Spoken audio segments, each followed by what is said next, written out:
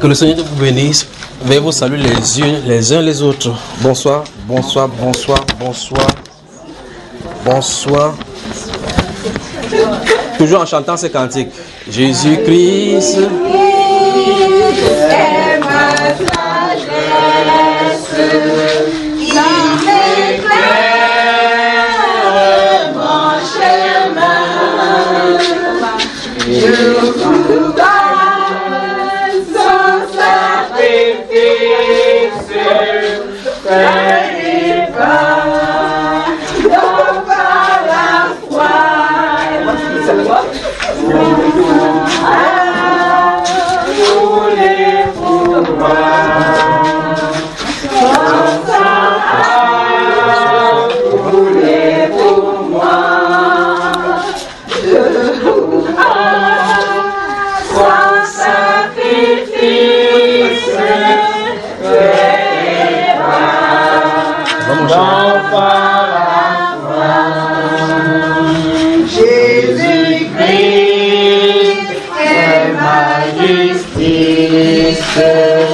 Son sang a coulé pour moi. Je couvre son sacrifice. Payé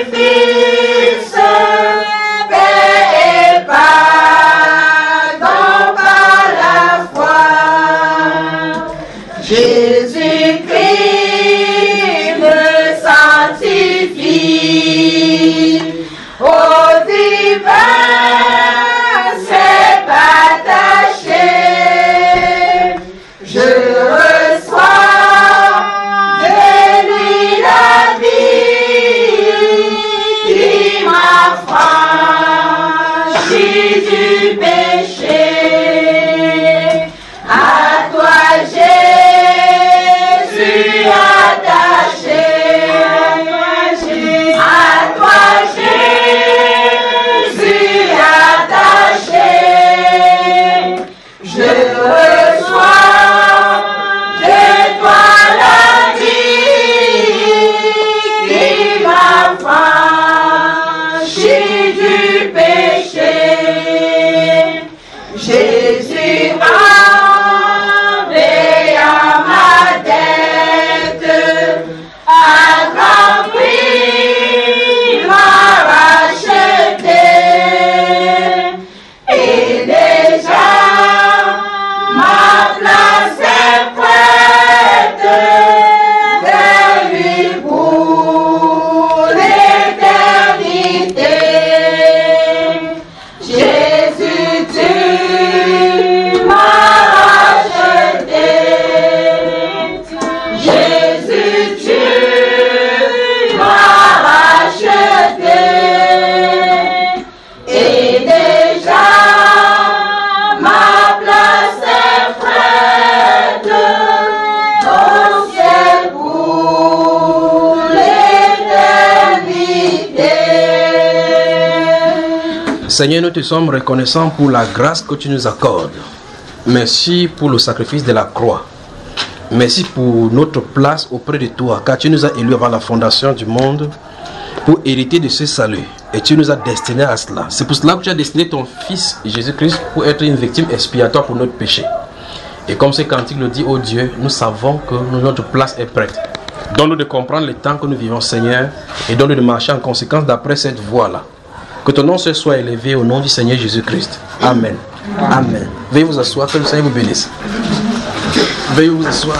Bonsoir, bonsoir. Vous sentez, vous voyez le chant, le son de ces cantiques-là, les paroles de ces cantiques, n'est-ce pas?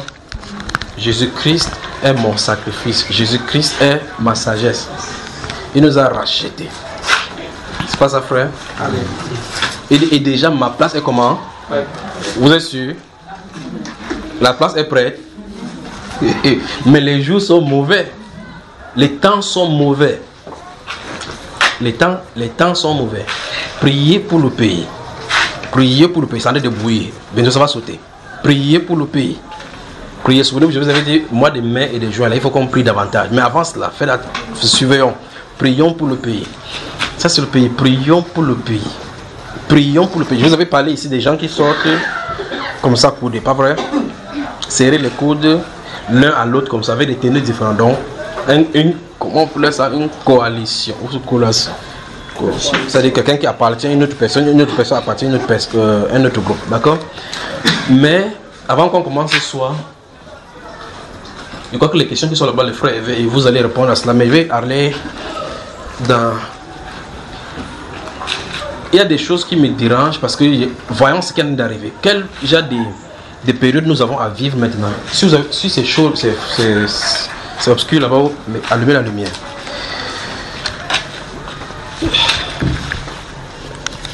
Nous vivons une époque vraiment délicate.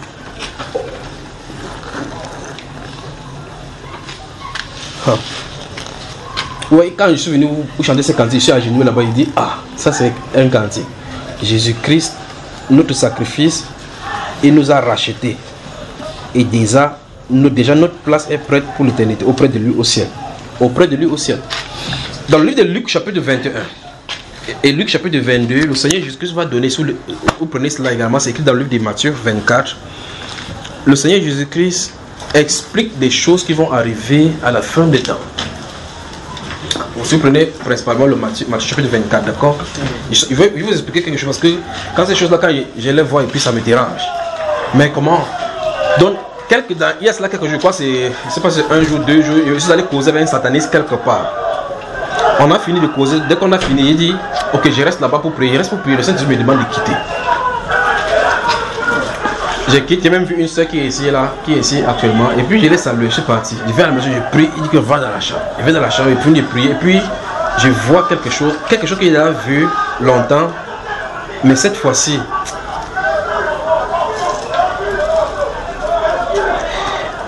le moment où nous sommes en train de vivre, qui arrive au devant de nous, c'est un moment contrasté. On est en train de se préparer à entrer dans une époque vraiment contrastée dans le plan de Dieu. Vous me suivez, frère? Vous me suivez, n'est-ce pas? On est en train de se préparer à entrer dans le plan, dans un plan de Dieu. Vous voyez, depuis qu'on lit la Bible, beaucoup de personnes se posent la question où est le Dieu de la Bible. On se pose la question, pas vrai? Comme Gédéon a posé une question. Les Israélites, sous les juges, sous les juges chapitre 1 jusqu'au chapitre 7, ils avaient toujours ce même problème-là. Des années, on ne voit pas de manifestation de Dieu. Au point où Gédéon lui-même demandait où sont ces prodiges-là que nous avons entendu dire de nos pères. Donc, ils entendaient seulement des racontages.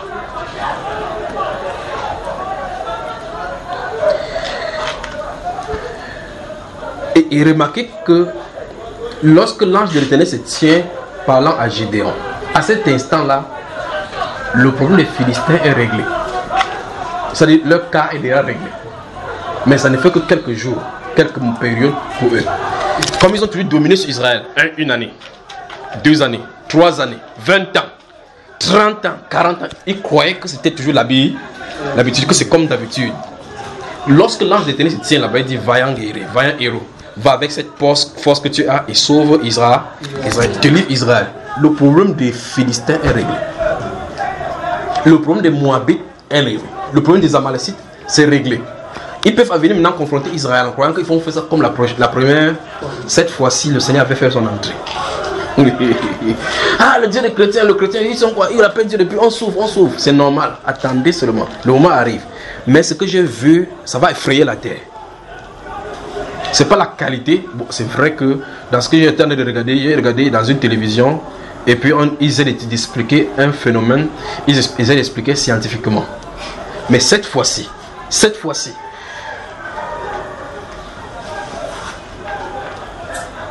vous savez, si vous connaissez mon histoire et mon parcours, je vous ai dit, il y a certaines choses qui arrivent maintenant que j'ai vues depuis.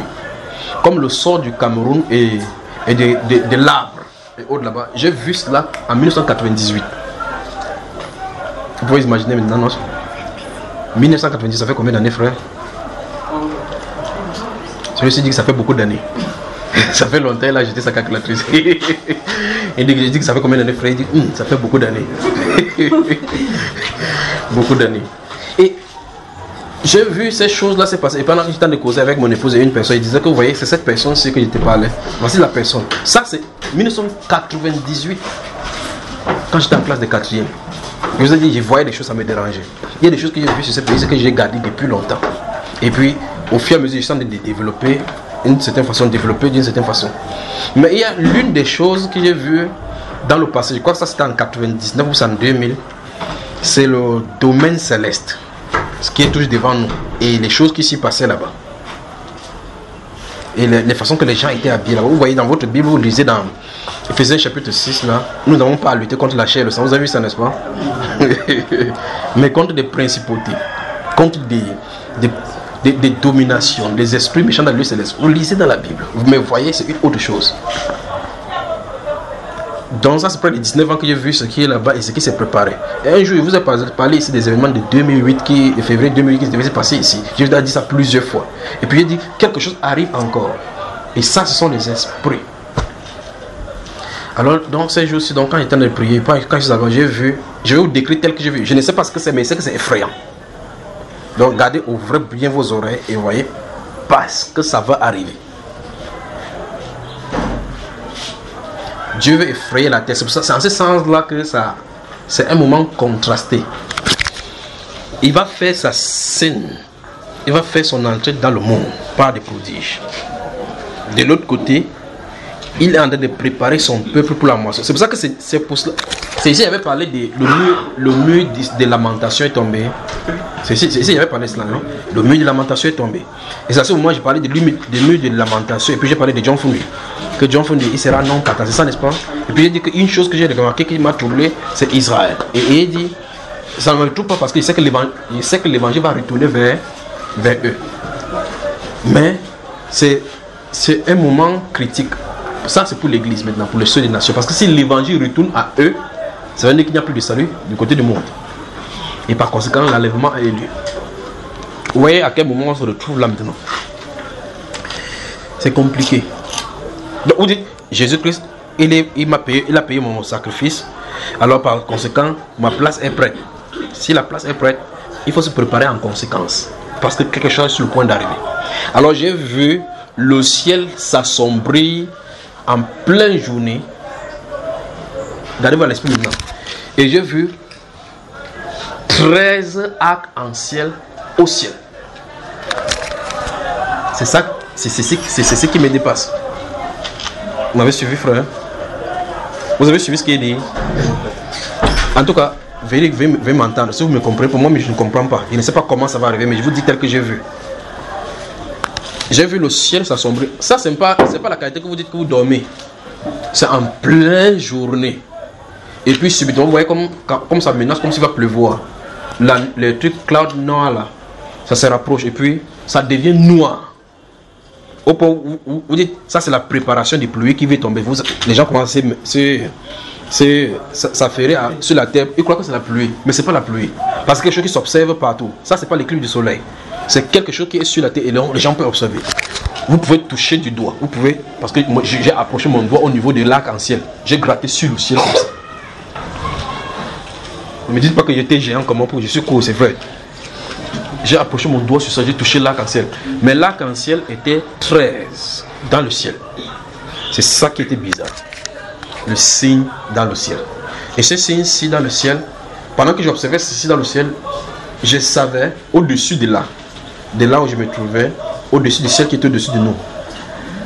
Je pouvais savoir que quelque chose est sur le point d'arriver. Mais les gens attendaient comme si c'était la pluie. Mais ce phénomène qui s'est passé là-bas, les gens savaient que quelque chose d'anormal s'est passé.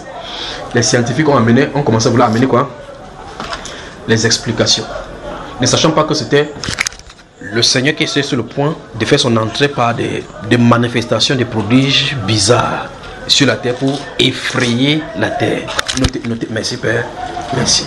Notez le livre de Genèse chapitre 9. Notez, on va lire ces événements puis je vais... Merci Père. Vous y êtes? Genèse chapitre 9.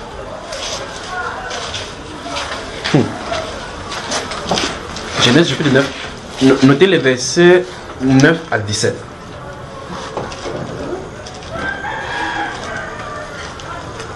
Vous y êtes? Et le prophète Ésaïe, le livre du prophète Ésaïe. Merci Père. Merci Père. Alors ceci nous implique quelque chose sur le point de se passer sur la terre qui va effrayer la terre. Quand la Bible parle d'effrayer la terre, en tout cas j'arrive. Ésaïe, j'ai dit quel livre déjà? Ésaïe, c'est ça? Ésaïe. Chapitre 2, verset 17 à 21.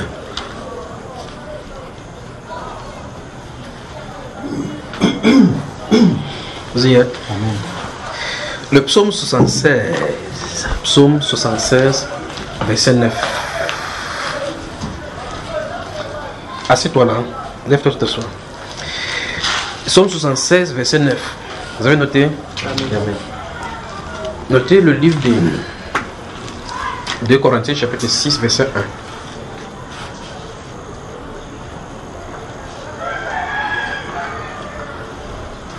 On va s'arrêter là-bas. Au fur et à mesure, si on continue, il y a des personnes qui viennent vous en donner. Notez 2 Pierre chapitre 3, frère. 2 Pierre chapitre 3. Donc des choses terribles arrivent sur la terre. Se préparent dans les cieux pour la terre. Vous voyez comment on est vivre depuis. En réalité, si vous croyez Dieu de la bonne façon, vous allez arriver à un niveau donné où vous allez voir comment les païens sont en train de juger Dieu. Au point où même les croyants en Dieu se mettent en question. Les religions sont sur la terre, tout le monde fait sur la terre. Enfin, on dit même que plus les gens prient, même plus ça va les mal en pire. Et donc on se pose la question, où est Dieu? Dieu a-t-il, au point où même les newspapers, les papiers des journaux, d'autres titres, Dieu a-t-il abandonné la terre? Quand une catastrophe arrive, on se pose la question que est-ce que vraiment Dieu existe pour que ces choses se passent? Dieu va effrayer la terre. 13 arcs-en-ciel. Et quand ces arcs-en-ciel sont là, vous voyez, je ne sais pas si vous avez vu le ciel lorsque les gros avions, les avions des chasseurs, les avions militaires passent rapidement. Et vous voyez les tracés, vous voyez que c'est tracé là. Donc c'est tracé comme ça. Mais normalement, En science, on explique que ce sont les gouttes de pluie qui tombent quelque part, qui sont réfléchies par le soleil et qui amènent cet arc-en-ciel. Mais cet arc-en-ciel, s'il n'y a pas de soleil, il n'y a pas de soleil dans le ciel. Enfin, il y avait la clarté et puis ça s'est assombri, ça s'est assombri tout le temps. Mais regardez, observez les hommes sur la terre. Pendant que je suis là observant ce qui se passe au ciel, en sachant que voilà quelque chose qui est sur le point d'arriver, je me tourne, je regarde, quelqu'un aussi au bar, il discute, il parle de tout, il boit la bière. D'autres sont en train d'aller au marché. Mais ils ne savent pas que sur la tête, quelque chose ne s'est préparé. Souvenez-vous de ceci. Ce n'est pas quelque chose qui va arriver dans l'éternité. C'est devant nous maintenant. Dieu va effrayer la terre avec des prodiges. Quand ça va arriver, il y aura des explications physiques. On va arriver, les scientifiques vont dire des choses à la radio. Mais en tout cas, quand ça va arriver, il y aura des retombées sur la terre parce qu'il y aura des morts à cause de ceci. Des 13 arcs-en-ciel. Et puis quand je suis sorti de cette vision, il y a dit 13 arcs-en-ciel. J'ai commencé à méditer sur certains événements. Vous avez suivi les enseignements du Sénégal, c'est ça? Qui a suivi les enseignements qu'on a fait au Sénégal?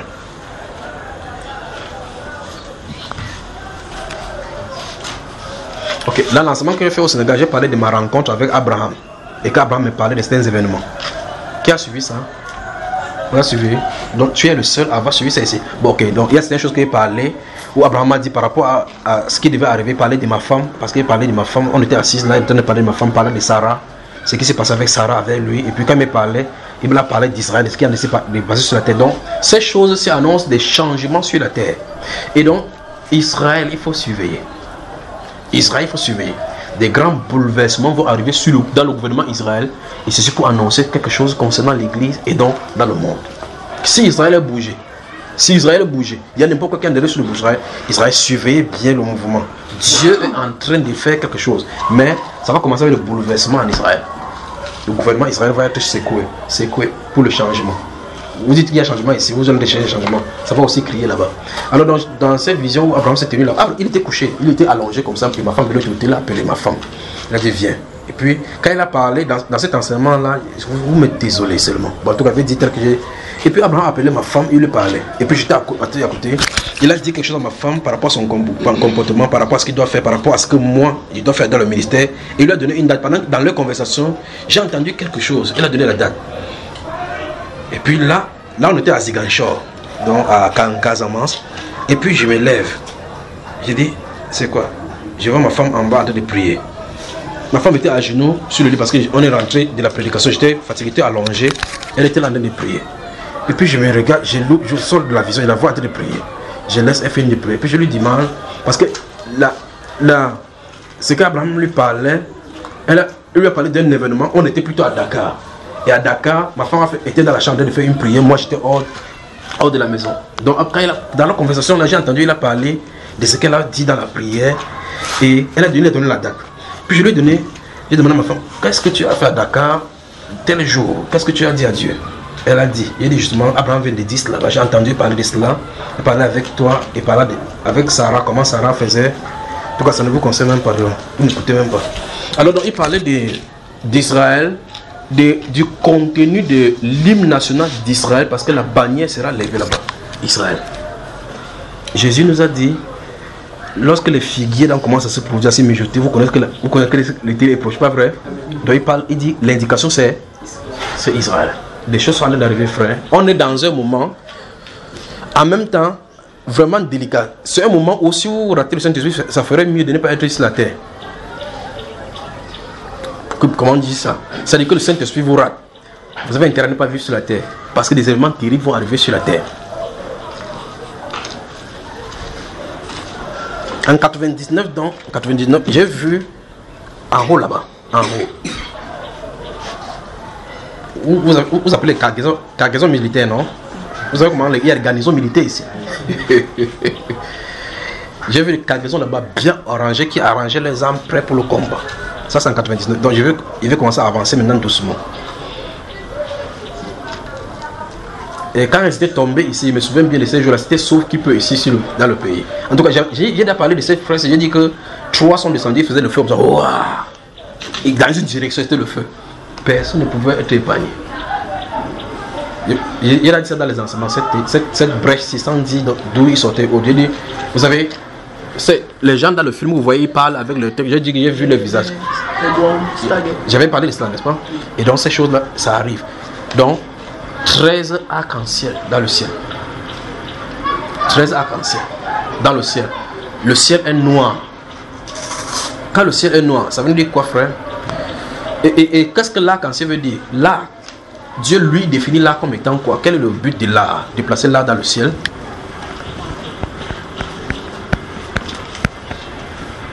Bonsoir les frères. Bonsoir. Vous dormez? Non. Vous m'écoutez? Mais moi je pose la question. La Bible dit quoi de l'arc? L'arc-en-ciel, quand vous voyez vert, rouge, jaune, quoi, non, les 7 couleurs là. Elle dit quoi de l'arc-en-ciel? C'est le signe que Dieu détruira la terre. Que le signe que Dieu ne détruira. La terre par le Dieu. Mais il met ça pourquoi dans le ciel pour ne plus détruire la terre? Ouvrez la Bible. Vous me regardez ici, de quoi qu'il veut finir, ça y est parti. Genèse. Dans votre Bible, vous avez lu, vous avez souligné. Vous avez lu, vous avez fait telle ou telle chose.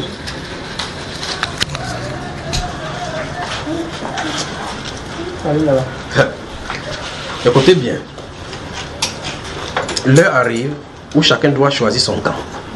Où vous êtes totalement avec Jésus-Christ. Vous n'y êtes pas. Et si vous avez Jésus-Christ, la Bible déclare que la source de Dieu là qui est le salut a été manifestée, et cette source de salut, cette grâce nous enseigne à foi à renoncer aux convoitises mondaines et à vivre dans ce siècle-ci, comme dans la sagesse. N'est-ce pas, frère? Genèse chapitre 9. Prenons à partir du verset 9. Allons-y. Suivez très attentivement maintenant. Verset 9. Voici, j'établis mon alliance avec vous et avec votre postérité après vous, avec tous les êtres vivants qui sont avec vous, tant les cieux, tant les oiseaux, que le bétail, que tous les animaux de la terre, soit avec tous ceux qui sont sortis de l'arche, soit avec tous les animaux de la terre. J'établis mon alliance avec vous. Aucune chair ne sera plus exterminée par les eaux du déluge. Stop.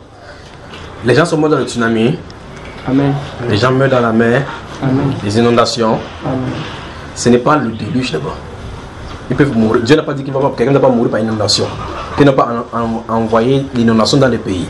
Il a parlé du déluge, les eaux du déluge. C'est-à-dire qu'il ne doit plus détruire la terre de cette façon-là. Déjà, pourquoi il a détruit la terre avec le déluge? Pourquoi? Parce que le cœur des gens ne penchait pas contre le mal. Donc, le déluge a été à cause Du mal. du péché des hommes. Amen. Et donc, Dieu dit qu'il ne doit plus le détruire, la terre comme ça. Maintenant, ici, il a de mettre l'alliance avec l'homme. Il place l'alliance avec l'homme, d'accord? Allons-y. Verset 11.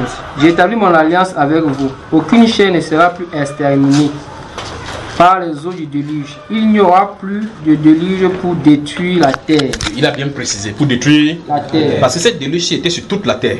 Il n'y a pas nulle part aussi caché. Continuons. Verset 12. Et Dieu dit, c'est ici le signe de l'alliance que j'établis entre moi et vous. C'est pour être sûr qu'il ne doit plus détruire avec le déluge. Voici donc le signe de l'alliance. Oui. Et tous les êtres vivants qui sont avec vous pour les générations à toujours. Y compris nous, n'est-ce pas? Amen. Continuons. Verset 13. J'ai placé mon art dans... C'est ce qui est écrit, frère. J'ai placé mon art dans la nuit. C'est ce qui est écrit dans ma Bible. C'est ce qui est écrit là-bas. On lit. J'ai placé mon art dans la nuit. Et il arrivera de signes d'alliance. Eh mon frère, c'est ce qui est écrit là-bas. J'ai placé mon arc dans la nuit. Il servira merci. des signes. Il servira de signes d'alliance entre moi et la terre. Voilà. Donc, l'arc placé dans la nuit est le signe de quoi? De l'alliance entre Dieu et la terre. Donc, si vous avez fait la science à l'école, vous vous enseignez que l'arc-en-ciel est le résultat de la projection des rayons de cristaux, des pluies, des gouttelettes de pluie dans l'atmosphère, et le reflet est comme le prisme pour refléter comme sur un miroir. Vous êtes un sorcier. Dieu dit que c'est lui qui l'a placé. Et il dit qu'il l'a placé pour faire quoi? Pour servir de signe. Et on continue la lecture, son explication à lui. Verset 14. Quand j'aurai rassemblé les nuages au-dessus de la terre. Stop. Donc les nuages, qui les rassemble? Donc il rassemble les nuages. Dans le livre des Job, la Bible déclare qu'il appelle les nuages. Les nuages viennent en lui, il les réunit à monceau, il les déverse sur la terre en pluie. D'accord? Il dit que la Bible déclare que les variations, ça se dispense selon son dessein. Oui. Verset 14. Quand j'aurai rassemblé des nuages au-dessus de la terre, là apparaîtra dans la nuit. Donc quand il va finir de rassembler, ça va paraître. Pourquoi il dit qu'il va les rassembler de la terre? Il rassemble, regardez-vous à l'esprit, il rassemble les nuages. Les nuages se rassemblent. Ça veut dire qu'il y a condamnation. Il est sur le point de faire quelque chose. Continuons. Verset 15. Il dit l'arc apparaîtra dans la nuit, oui. Et je me souviendrai de mon alliance entre moi et vous, oui, et tous les êtres vivants, oui, de toute chair, oui, et les eaux ne deviendront plus un déluge pour détruire toute chair. Donc, l'arc-en-ciel est le symbole pour que chaque fois quand c'est là, on se souvient que le péché est là. Ça veut donc dire, chaque fois qu'on voyait l'arc-en-ciel sortir, ça veut donc dire que si ce n'était pas ça, Dieu frappait la terre. Vous voyez là, on se retrouve, frère. L'arc-en-ciel donc est le symbole de la rébellion de l'homme et de la grâce de l'homme de détruire cet homme-là par le déluge. L'arc-en-ciel, n'est-ce pas? Amen. Et donc Dieu a décidé dans son amour de placer cet arc-là dans la nuit afin que chaque fois quand il le rassemble, il dit qu'il fait détruire la terre. Il dit, tu avais dit qu'il ne peut détruire. Il fait. Après ça se dissipe, pas vrai? Ça se dissipe. J'ai dit qu'il voulait pleuvoir. Frère. Il ne pleut plus, il peut aller à mon travail, il part encore payer péché. Qu'adviendra-t-il si ces 13 arcs-en-ciel qui sortent dans le ciel, alors que le ciel est tellement noir? Ça veut dire quoi devant le Seigneur? 13, c'est le symbole de la rébellion. 13, j'ai bien compté 1, 2. Il dit que dans l'un, j'ai touché, c'était comme la chair. Dans un arc-en-ciel, j'ai gratté mon doigt-ci, comme ça, j'ai gratté. La terre est en train de chanceler sous le poids du péché. La terre est en train de chanceler sous le poids du péché. Si, plutôt en esprit, vous voyez comme il y a la lumière, vous voyez la lumière, la clarté là-bas. Si de l'autre côté, vous regardez la terre comme, vous savez, les endroits où on élève les porcs, comment c'est joué là. Comment il joue là, il joue avec la boule noire. C'est comme ça que Dieu lui voit la terre. Alors, avec nos vies de péché là maintenant, qu'est-ce qui arrive? Donc, le Saint-Esprit explique ici que Dieu a mis dans la nuit l'arc-en-ciel pour bloquer Dieu à détruire les hommes du péché. Mais l'homme de son côté, en voyant cela, chaque fois en voyant l'arc-en-ciel, il devait plutôt se dire ceci veut dire que la terre est en danger. Pas vrai? La terre est en danger. Ça veut dire que s'il n'y a pas cela sorti, la pluie qui tombera remplirait la terre pour nous détruire encore. Dieu merci qu'il avait dit à Genèse qu'il ne doit plus le faire ainsi. Mais il n'a pas dit qu'il ne va pas brûler. Voilà, la dernière fois, il est temps de parler ici de la France, de la sécheresse qui arrive en France. Quand le Saint-Esprit dit Dieu appelle la sécheresse en France, Dieu appelle la sécheresse sur la France. Quand le Saint-Esprit dit 2 fois, il appelle la sécheresse sur la France. Quand ça va commencer à se mettre en place, ce sera trop tard. Vous allez entendre les morts, que les gens sont morts par la suite des brûlures, des chaleurs excessives. Maintenant, quelqu'un qui entend la voix du Saint-Esprit doit se dire chaleur, ok. Quelle est la solution? Ok, comme chez nous ici, il y a plutôt le chauffage. Ça veut dire que si la chaleur vient, ça sera interminable. Quand il y a la chaleur, tu ne peux pas mettre le chauffage à la maison. Il faut mettre quoi, frère? La climatisation. Donc quelqu'un qui sache préparer la climatisation. Mais quand on entend dire la chaleur, ça va sortir d'où? Le jour ça commence, vous entendez 400 morts dans les personnes de vieillards. Des gens sont suffoqués à cause de chaleur excessive. Les gens ne pourront plus dormir. Et là-bas, les jours vont s'allonger. Ça va chauffer et la nuit et le jour. Pendant que les gens sont pas, il n'y a plus de temps pour cela, les gens sont en train de mourir. Et le Saint-Esprit dit, Dieu appelle la sécheresse sur la France. Il appelle la sécheresse. Celui qui fait le champ, qu'est-ce qu'il devrait faire? Ce magasinier, au lieu d'aller vendre mes semences, mieux de conserve. Je vais vendre la nourriture, quand ça va finir au marché là-bas, moi je vais faire comment? Il doit conserver. Voilà la sagesse. Quand Dieu dit, il appelle la sécheresse, quand ça va arriver, on va vous dire que qu'est-ce qu'il faut faire? Vous appelez, vous entendez Orange transférer votre appel dans la boîte de messagerie vocale de votre correspondant.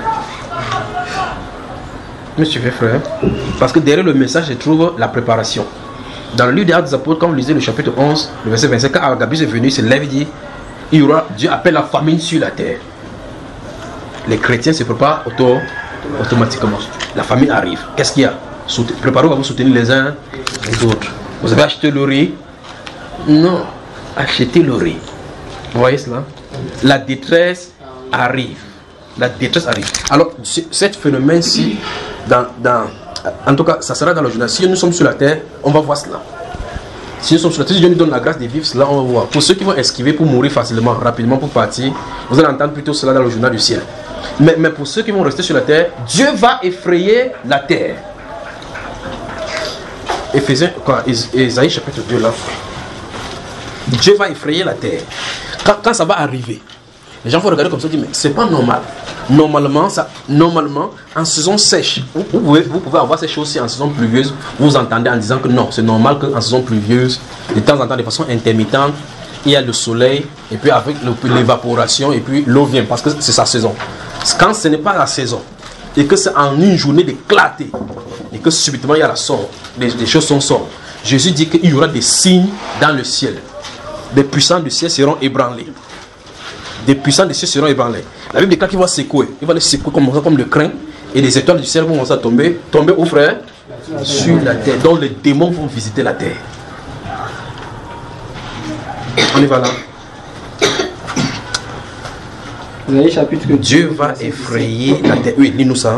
L'homme orgueilleux sera humilié. Oui. Et le hautain sera abaissé. Un peu plus fort, frère. L'homme orgueilleux sera humilié. Et le hautain sera abaissé. Oui. L'Éternel seul sera élevé en ce jour-là. Oui. Toutes les idoles disparaîtront. Oui. On entrera dans les cavernes, dans des rochers. Vous entendez ça, non? Les gens cherchent la cachette. Continuons. Et dans les profondeurs de la poussière. Oui. Pour éviter la terreur de l'Éternel. Oui. Et l'éclat de sa majesté. Quand il s'élèvera pour effrayer la terre. Soulignez cela. Quand il s'élèvera. Là, il n'est pas encore venu pour le jugement. Et, vous savez, quand vous effrayez quelqu'un, quand vous cachez quelque part, quelqu'un pense que vous êtes subitement. Et on dit il se lèvera pour effrayer. Dieu va venir tester la terre. La Bible déclare qu'il touche la terre, le montagne est fumant. Il parle seulement, ça tremble. Dans Luc chapitre 18, la Bible déclare que des narines, de ses narines sortaient le flamme de feu, des charbons de feu. C'est le feu sur toi. Il va se lever pour effrayer la terre. Dieu va se lever pour effrayer la terre. Des signes dans le ciel. Il y a le signe m'efface. Mais pour les croyants en Christ Jésus qui sont là, Jésus a dit, gardez-vous d'être troublés. Ça ne doit pas troubler, mais souvenez-vous, ça ne veut pas. Gardez-vous d'être troublés, ça ne veut pas dire que si ça fait le feu, ça ne doit pas te chauffer. C'est que son feu, même ça peut à côté de toi, c'est sous contrôle. Même si ça te chauffe, tu n'as pas de chauffage, et sur.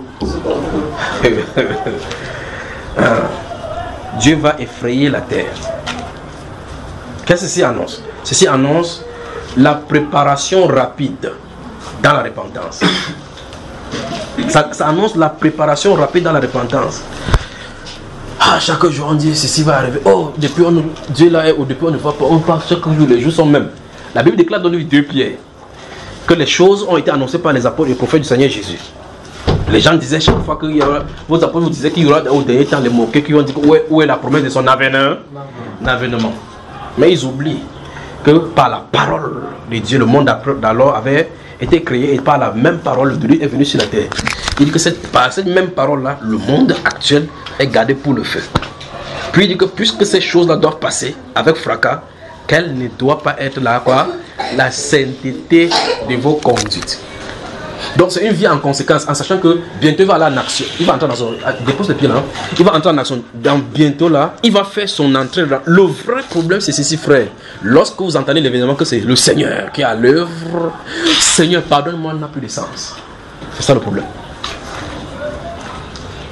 Lorsqu'il entre pour frère, en tout cas, quand tu vas vouloir même demander, ou ne pas le temps même de dire pardon, parce que quand on dit que feu, tu cherches que mon diplôme est où, mon téléphone portable est où, WhatsApp, il faut qu'il filme. Et quand ça va arriver, les gens vont se lever comme ça, là, comme les gens aiment le breaking news. Ils vont aller comme ça pour pointer en haut là-bas. Que mince, WhatsApp, ils envoient dans le forum. Que c'est fort. Vous voyez ça, n'est-ce pas? Filmant comme ça, là, les démons en noir. Les événements terribles arrivent sur la terre. Ça arrive sur la terre. Remarquez dans tout l'univers, tous les groupes qui sont passés, les planètes sont placées là-bas, les astres, des milliards, des astres sont milliards. Mais l'attention du ciel, c'est sur la terre.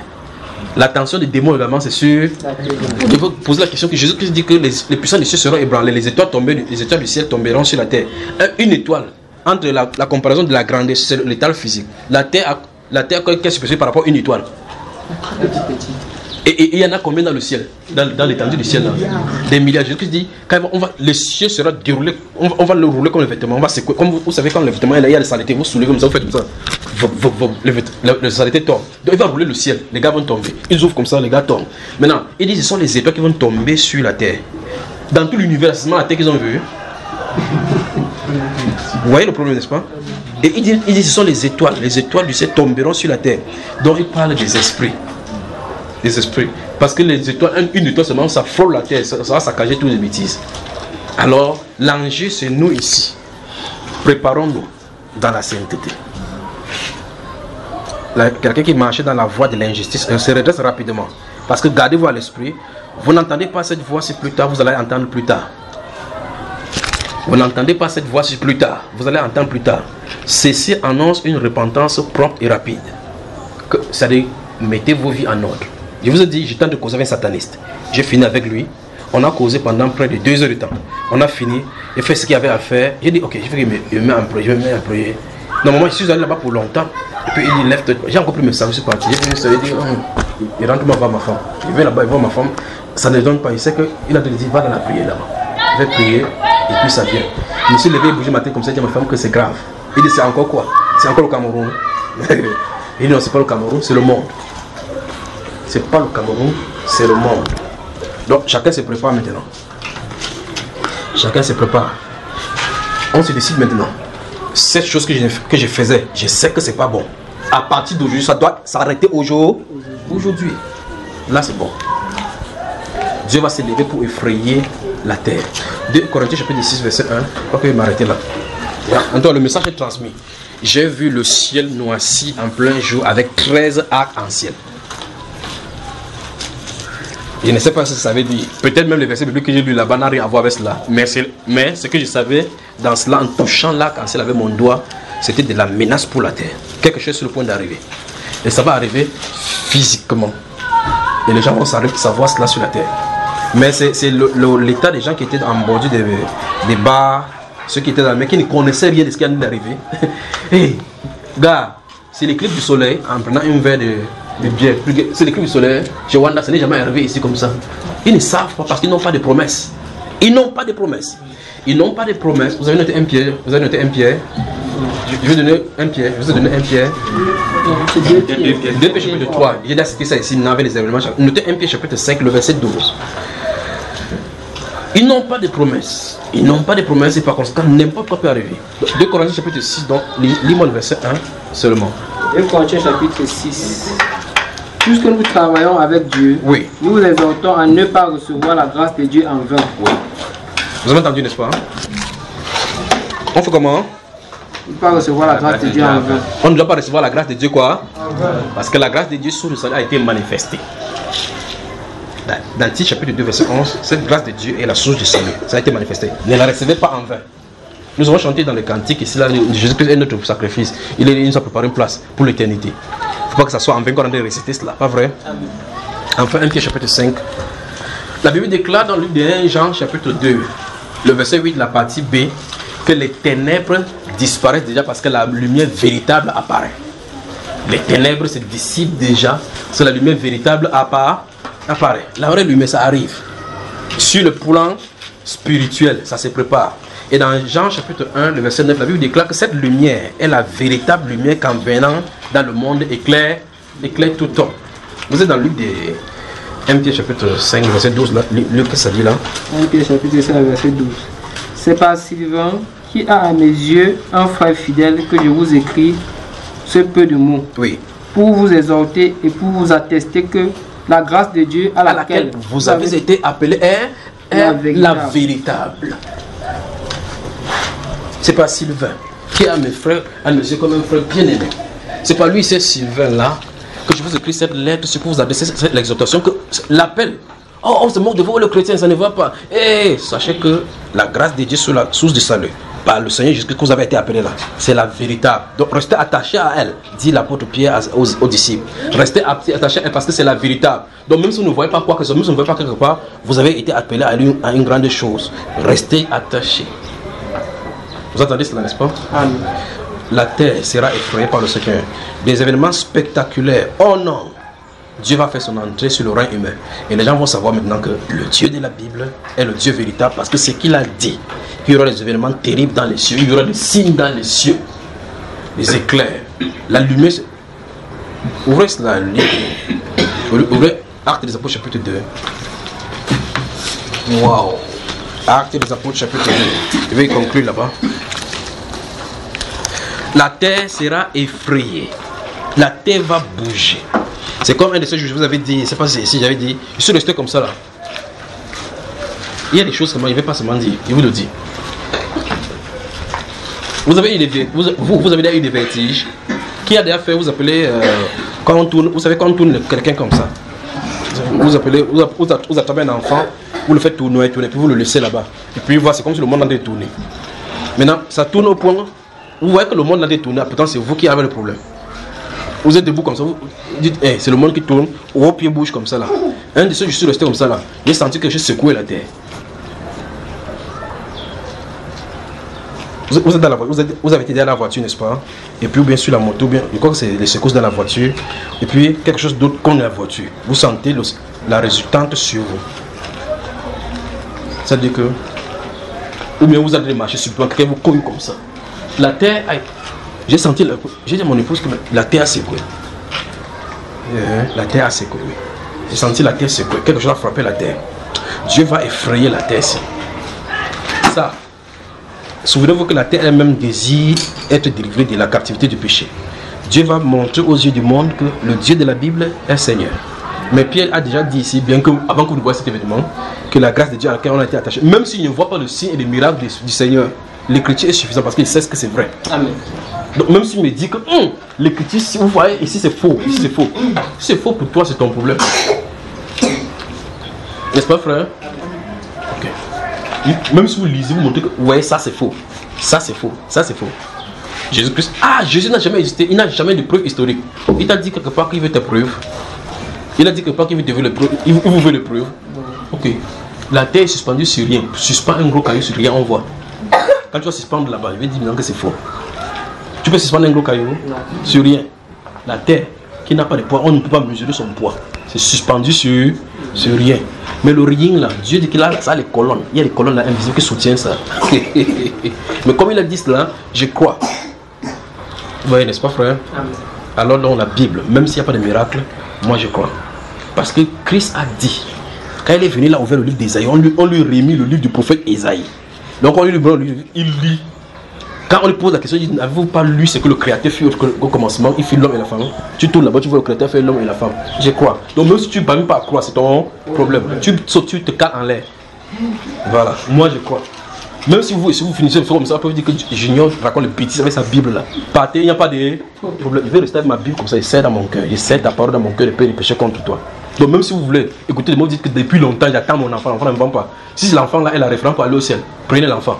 Mais moi il reste avec la Bible. Même si vous allez dire que les blancs nous ont aliénés, il n'y a pas de problème. Même les blancs, même ça ne les laisse pas. J'ai dit quel livre déjà? Lis-moi les versets 20 et 21. Allons-y. Verset 20. Le soleil se changera en ténèbres. Vous avez entendu ça? Et la lune en sang. Vous avez entendu? Ferme la Bible. Bonne soirée. Que Dieu vous bénisse. Je salue qui là.